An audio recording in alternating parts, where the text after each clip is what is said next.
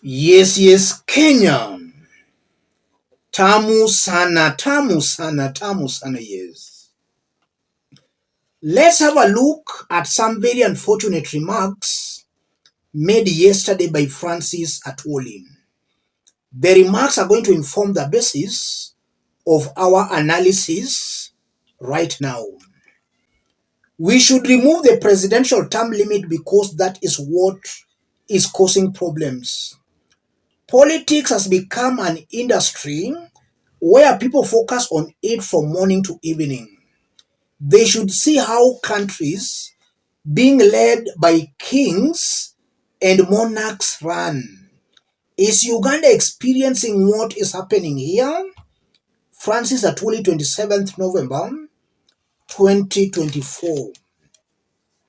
So Atwoli is of an opinion that presidential term limits should be removed in Kenya. He was speaking at an interview yesterday with Citizen TV. I consider these remarks very unfortunate coming from Francis Atwoli. I want us to dig deep into this for Kenyans to understand what's happening here. If you are watching us but you have not yet subscribed, subscribe, give the video a like. Let's proceed. If William Ruto gets a chance of removing the presidential term limits, Ruto will gladly remove the presidential term limits. The only problem is that such a removal has to go to the people. It's only through a referendum that the presidential term limits can be removed. And should such a thing go to the people, then a whopping majority of Kenyans will reject it. Thus, what stands between William Ruto and removing the presidential term limits or extending his term?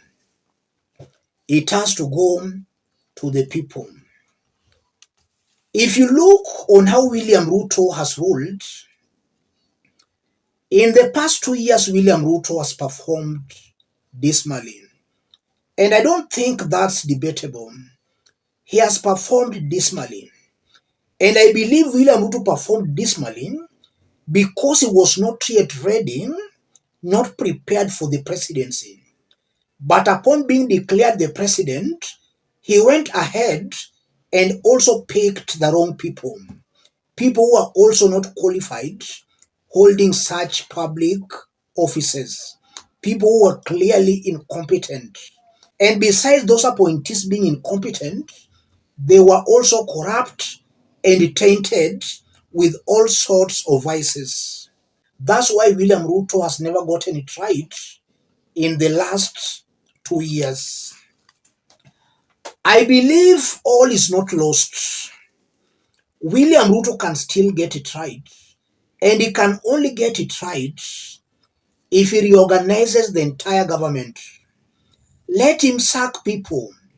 These principal secretaries, these corrupt government officials, these corrupt CEOs, let William Ruto send these people home. Let him appoint men and women of integrity. Because by just appointing men and women of integrity, at least William Ruto can start fighting corruption. Corruption is the biggest hindrance to William Ruto delivering services to the people. According to Auditor General's report, Kenya has been losing a third of its annual budget to corruption. In a budget of, let's say, 3 trillion, 1 trillion is lost to corruption. And we all know what 1 trillion shillings can do. Kenya has been losing that. And now back to Francis Atwoli's remarks. William Ruto should keep away from people such as Francis Atwoli. These are the people who are clearly misleading William Samoei Ruto. And if William Ruto wants to fail, then he should listen to people such as Francis Atwoli. Atwoli is clearly out of touch with what the ground is saying. Kenyans are demanding for William Ruto to go. Atwoli is saying presidential term limits should be removed. Instead of advising William Ruto on how to make things right, he's imagining of removing the presidential term limits. The presidential term limits are not the problem. The problem we have in Kenya, the main problem is corruption. If corruption can be fought, then a good number of the problems Kenyans are facing can be erased. Another thing with William Ruto, Kenyans have lost faith and trust in him. How will William Ruto bring back that lost trust? We are being told that scarcity adds value. William Ruto is too much available. He's everywhere. And the moment he goes everywhere, he ends up giving fake promises. And these fake promises are making Kenyans not to trust William Samoei Ruto. Ruto should at least take a break. Let him disappear from the public. Let him disappear even for at least 1 month without even Kenyans seeing him. They'll start missing him. And as they miss him, William Ruto should emerge with a new list of government officials, new list of principal secretaries, and other top state officers, men and women of integrity.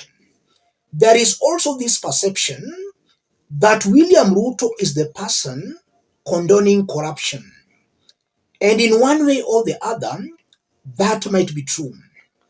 If the top is corrupt, the tail will obviously be corrupt. And a good example is when William Ruto impeached Rigathi Gachagua. Every leader supporting William Ruto was talking ill of tribalism. If William Ruto is serious about fighting corruption, then you'll just see this leader supporting him, also supporting that cause. And that will, in one way or the other, reduce the level of corruption we are seeing and witnessing in Kenya. So William Ruto should also sit down with himself, and he should also ask himself some tough questions. Is he the problem? Is he the person condoning corruption? If William Ruto surely means well for himself, he should ask himself such questions and let him find an answer. And the answer might be yes, he might be the problem. He might be the person condoning corruption.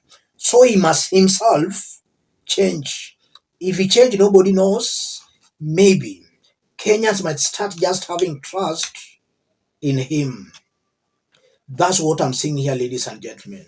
But people such as Atwoli, these ones are a letdown, an embarrassment to the Luhya nation, and an embarrassment to Kenyans.